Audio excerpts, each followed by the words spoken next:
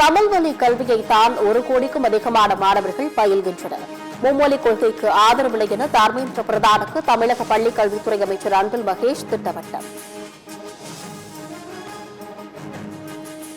உடைந்த கண்ணாடியை ஒட்ட வைக்க முடியாது. இருமொழி கொள்கையை தான் தமிழகம் விரும்புவதாக அமைச்சர் அன்பில் மகேஷ் எக்ஸ் தளத்தில் பதிவு. தேசிய கல்விக் கொள்கையை ஏற்றுக்கொள்வதாக திமுக அரசும் எங்கும் குறிப்பிடவில்லை.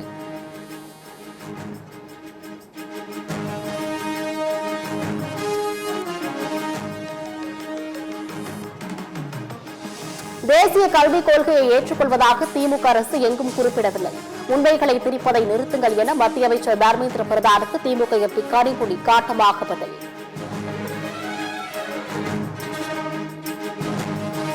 வத்தலகுண்டு அருகே புதிதாக திறந்த முதல் நாளை சுங்கச்சாவடியை அடித்து நொறுக்கிய பொதுமக்கள்.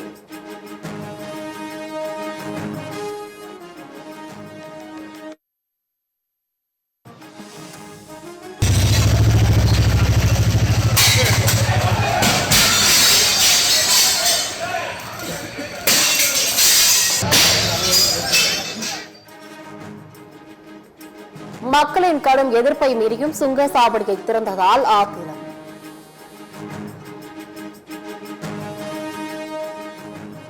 சென்னையில் ஆபரண தங்கத்தின் விலை சவரனுக்கு 360 ரூபாய் உயர்ந்து விற்பனை. கிராம் ஒன்றிற்கு 8065 ரூபாய்க்கும் சவரனுக்கு 64,520 ரூபாய்க்கும் விற்பனை.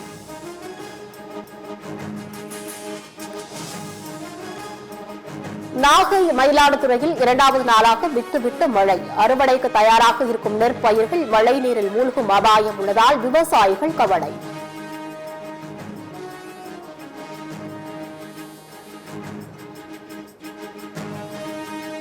கடலூர் மாவட்டம் உவளகிரியில் பெய்த கனமழையால் நெல் கொள்முதல் நிலையத்தில் 5000 நெல் மூட்டைகள் சேதம். புதிதாக கட்டப்பட்ட அரசு கொள்முதல் நிலையத்தின் அவலத்தால் விவசாயிகள் கவலை.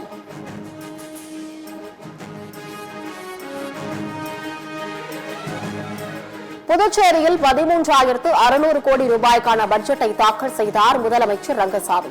அரசு பள்ளியில் பயின்று கல்லூரிக்கு சென்ற மாணவர்களுக்கு மாதந்தோறும் 1000 ரூபாய் வழங்கப்படும் என அறிவிப்பு.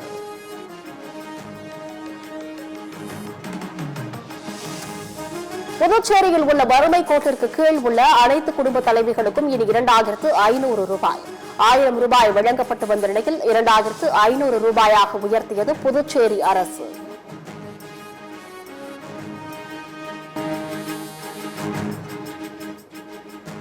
சேலத்தில் காதல் திருமணம் செய்து கொண்ட இளம் ஜோடிக்கு உயிருக்கு பயந்து வீடியோ வெளியீடு. மணமகனின் பெற்றோரை கடத்தி வைத்து மணப்பெண்ணை விடும்படி பகிரங்க மிரட்டல்.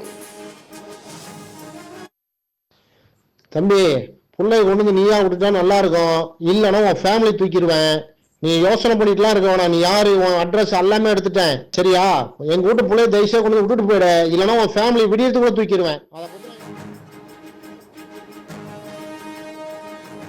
புதுச்சேரியில் நாளுக்கு நாள் அதிகரிக்கும் சைபர் கிரைம் குற்றங்கள். அதிக பணம் சம்பாதிக்க ஆசைப்பட்டு 12 லட்சம் ரூபாய் பணத்தை இழந்த நபர்கள் சைபர் கிரைமில் புகார்.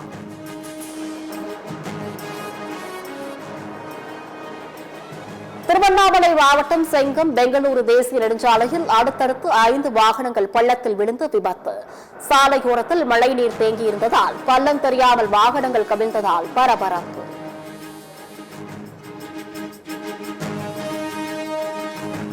முதுமலை தெப்பக்காடு வனப்பகுதியில் சாலையோரம் நின்றிருந்த யானையின் அருகில் சென்று புகைப்படம் எடுத்து தொந்தரவு.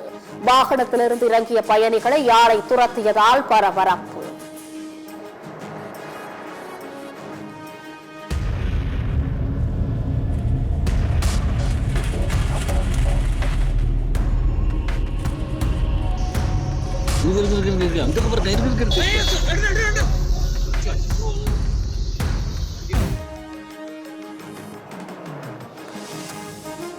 திருப்பத்தூர் மாவட்டம் வாணியம்பாடி அருகே 700 ஆண்டுகளுக்கு முந்தைய நடுக்கல் முதன்முறையாக கண்டுபிடிப்பு.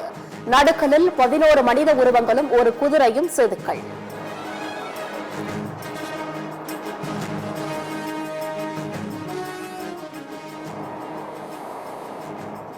கன்னியாகுமரி அருகே குடிபோதையில் யானையின் மேல் படுத்துறங்கிய பாகன் வழி தெரியாமல் சாலையோரத்திலேயே யானை நின்றதால் வாகன ஓட்டிகள் அவதி.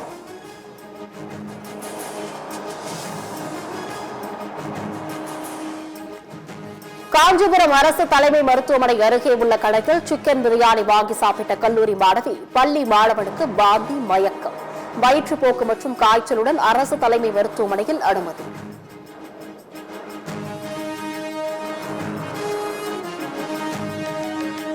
புதிய 100 ரூபாய், 200 ரூபாய் நோட்டுகள் விரைவில் அறிமுகம். ரிசர்வ் வங்கி ஆளுநர் கையெழுத்துடன் புழக்கத்திற்கு வரும் என தகவல்.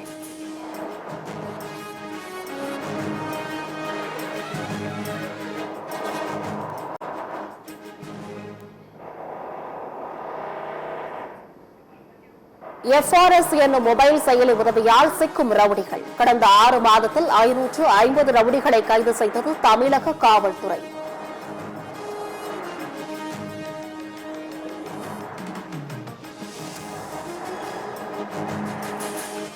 ரஷ்யா உக்ரைன் போரை நிறுத்துவது குறித்து ரஷ்யா, அமெரிக்கா நாளை பேச்சுவார்த்தை.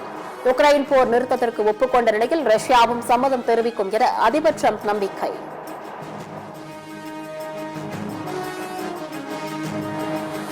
இந்திய கிரிக்கெட் வீரர் ரிஷப் பண்ட் இட திருமண நிகழ்ச்சியில் MS தோனி பங்கேற்பு.